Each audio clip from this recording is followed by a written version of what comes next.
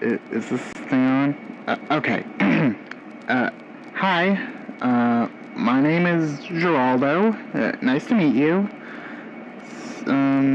How was your day? I'm gonna be honest, but mine was utter shit, really. I woke up this morning drenched in piss. Yeah, that's right. I'm not afraid to admit it. I am a bedwetter. Be judgmental all you want. I gave up giving a shit a long time ago. Anyways, I ate some breakfast, fed my cat, A.H. I'm saying A.H. because I don't want to say the name of it. It's a famous World War II dictator, and I don't want to say it. And went on my usual morning commute, working as a trash man. It's a dull job, really. Exactly 93.45 to 7% of the time. I'm also a genius mathematician who's been kicked out of every university I've lectured at because I stole chalk from the classrooms. Fucking little shits ratting me out every time. God! Oh, they piss me off. But the point I'm trying to get across is, I grew up loving the Toy Story franchise, still owning my original Buzz and Woody toys to this very day. Anyway, enough about me.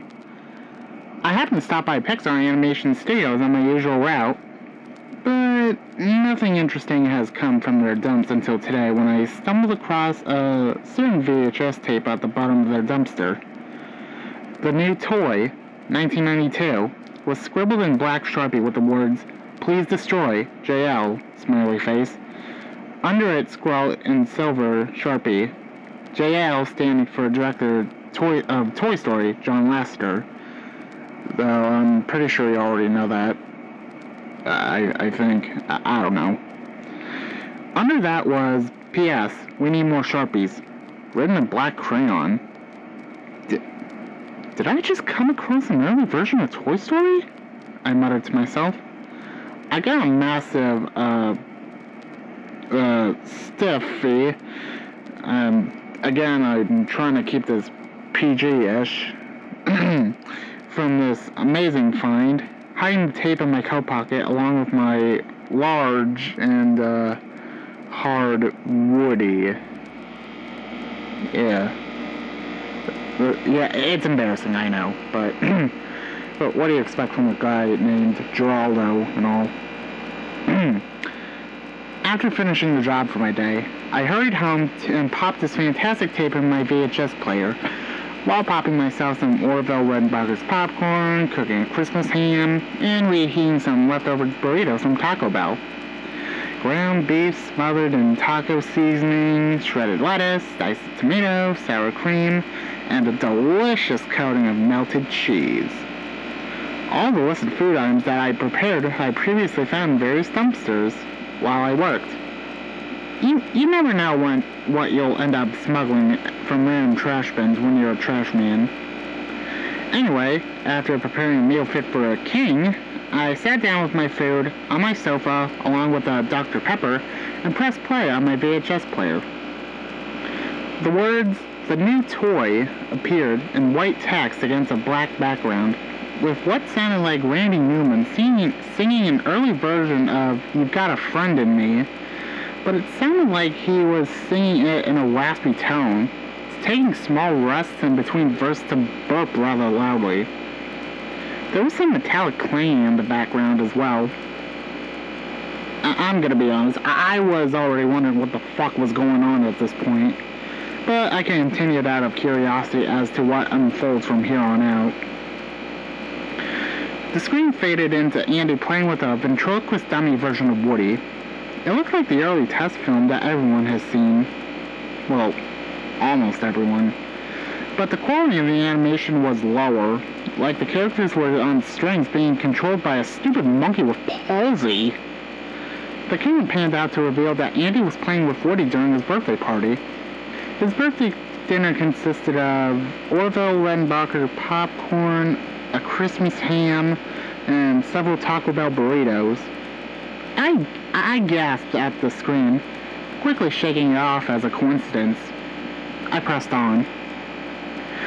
Andy went to go help his mom with something, leaving Andy, damn it. I screw up. I'm sorry. Leaving Woody alone in the room. He came to life immediately, materializing a piece of chalk from his holster. This made my heart drop several times over. Someone's been stealing chalk around these parts, he said. It sounded like Tom Hanks doing a gruff voice with a thick Texas accent. It's been said that Woody was more mean-spirited in the early drafts of Toy Story, but what happened next made me understand why this was never meant to be seen by anyone outside of Pixar. Woody took Buzz Lightyear, who was named Tempest for Morph at this time, and was way tinier in comparison to Woody, out of his newly unwrapped box and proceeded to draw a dick on his forehead with a piece of chalk while laughing sinisterly. "Who's the dickhead now, spaceman?"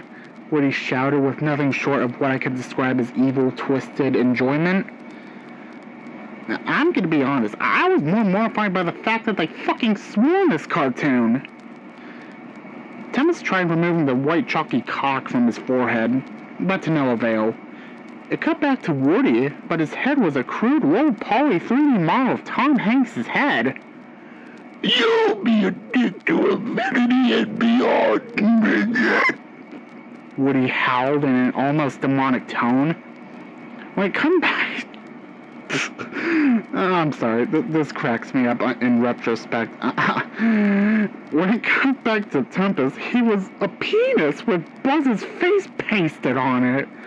He was clearly offended and screamed, "You will pay for this, cowboy!" He sounded more like Jim Carrey than Tim Allen, and sounded more like a superhero. It cut back to Woody, back to normal.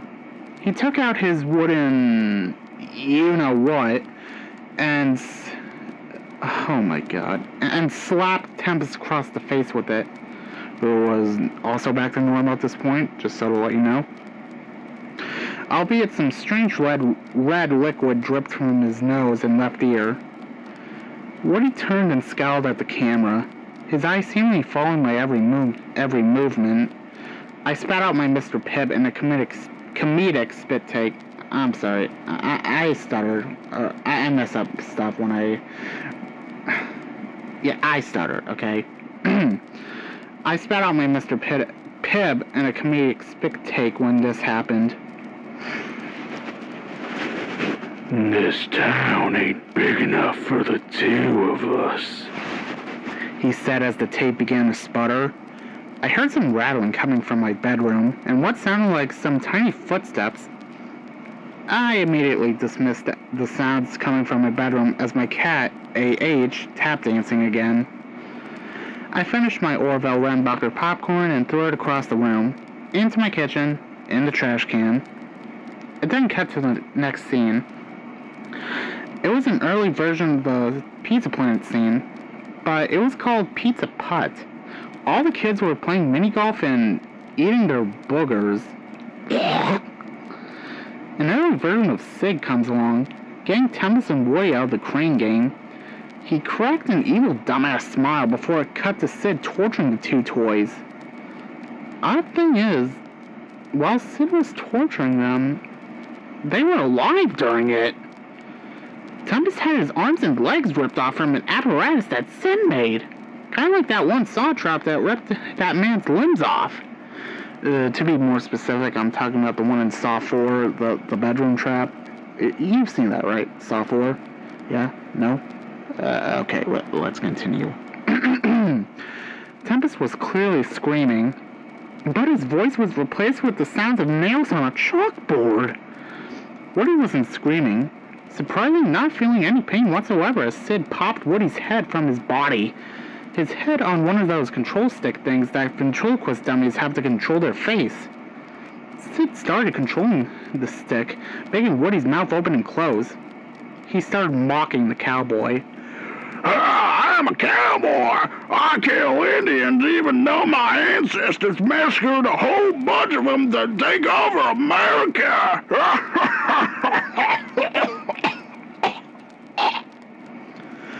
I was shocked by this. The last thing I expected from Sid is for him to have a political agenda of any kind. Being a 12-year-old kid and all. Sid proceeded to slap Woody across the face with a Christmas ham. There was some loud rustling coming from just beyond me, in the kitchen. My trash can then fell over seemingly by itself. A never goes through my trash, as I've told him in the past it's not polite to go through other people's garbage. Oh, what a hypocrite I am. I saw what seemed like a small brown baby-sized cowboy boot sticking out from behind my trash can. I shrugged it off as one of A's tap dancing shoes. The tape continued.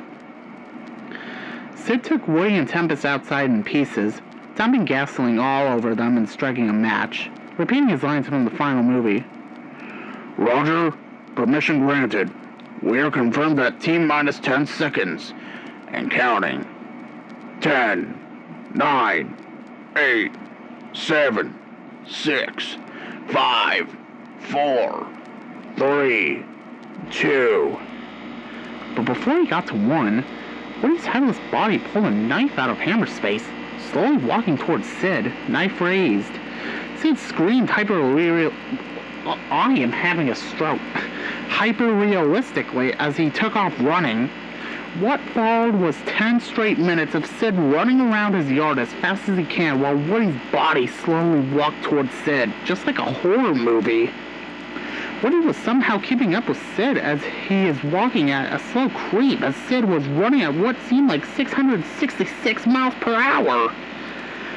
In fact, I took out my handy-dandy radar speed gun. Don't ask why I have one. I just do, okay? Plot convenience, I guess. And held it in front of the TV. And I was right. 666 miles per hour. I was petrified at this demonic tape and the contents within, but my love for Toy Story is stronger than my disgust for this tape. So I continued, sipping on my Dr. Mr. Pibb Pepper, try saying that 5 times fast, and sinking my teeth into a burrito, already having finished my Christmas ham. Woody passed by his head, placing it back on. Although it's very wobbly, so it looks like Woody has some type of neurological disorder. Sid tired himself out, falling to the ground with a thud with so much bass in it that there was no way it came from my TV speakers. I realized my 7.1 surround sound stroke again. My 7.1 surround sound stereo system was suspiciously turned on by an unseen force. I could have sworn I spotted a cowboy hat peeking from around my subwoofer, but it could have been the hat I used as part of my Sheriff Woody cosplay at my local convention. There were also large dicks drawn on the chalkboard I keep in my bedroom. I know I never drew them. I only draw a certain symbol for the World War II Germans on my whatever. There's no need to dwell on that. Woody said to Sid, "This town ain't big enough for the 2 of us," in a gurgly, deaf-sounding manner. Woody drove the knife into Sid's chest. Highly realistic popcorn poured from his open wound as Woody and Tempest started laughing demonically. The tape stopped there, automatically rewinding, signifying that the tape did, in fact, end. I sat back in my seat, finishing my last burrito and throwing the wrapper into my ottoman. I felt something sit beside me. Slowly, painfully slowly, I turned my head to the opposite side of the seat on my sofa. There beside me sat a ventriloquist dummy version of Woody. He was munching on popcorn kernels at the bottom of my bag out of the bag of popcorn that I previously probably disposed of. Not to mention his crotch region was twice as large as he was. They don't call me Woody for nothing, he chuckled, beginning to choke on a popcorn kernel that he inhaled. He gave himself a Heimlich maneuver, in which Heimlich was oddly a character from Pixar's next movie, A Bug's Life. Just thought I'd let you know. What a fucking dick. I had enough and jerked the popcorn away from him, throwing it away once again. And I was about to call 911 on this plastic midget-sized house invader who was obviously trying to get high enough Viagra. He pulled out his pants, revealing that his wiener was actually a 30-inch piece of chalk in the shape of a cock. He drew a dick on the crotch region of my pants and said, "Now you got Woody." He laughed maniacally, swinging his chalky cock around in circles. Son of a bitch. I was done dicking around with his trashy escapades and chalked all this up to being a nightmare. Woody noticed that I certainly didn't find his jokes to be savory in any meaning of the word. He took out a baseball bat and slammed me across the head with it, knocking me out cold. When I woke up, I was in what seemed to be Annie's room from the tape, as I just watched. As I came to some more, I realized that A, I pissed in my sorry, stroke again. I need to get that under control. I pissed myself in my sleep again, and B, that it was just Woody redecorating my own bedroom to look like Andy's. He had wallpaper for the walls, new furniture, everything. I realized that this monster needed to be stopped. I comedically tiptoed out of the room just as Woody was finishing up applying the wallpaper. I heard Woody scream wildly, knocking over stuff in my room. Where's Andy? He was screaming out loud. I gotta find Andy! How the fuck did he know my name was Andy? But then again, it's Geraldo, as I explained at the beginning, but one of my middle names is Andy, just to let you know. He came out into the living room just as I retrieved the tape. Upon seeing me with the tape, with obviously hostile intentions in mind, Woody's eyes rolled into the back of his head, his arms and legs falling off, and he grew spider legs and razor-sharp teeth. He lunged at me with incredibly high speed. Luckily, I have the reflexes of a cat, as my very own A.H. taught me, and was able to smash the tape into the ground before Woody could get to me. He screamed with the voice of what I can only call satanic, before he exploded into crystal Pepsi all over my floor. That asshole! The only soda I ever drink is Dr. Pepper.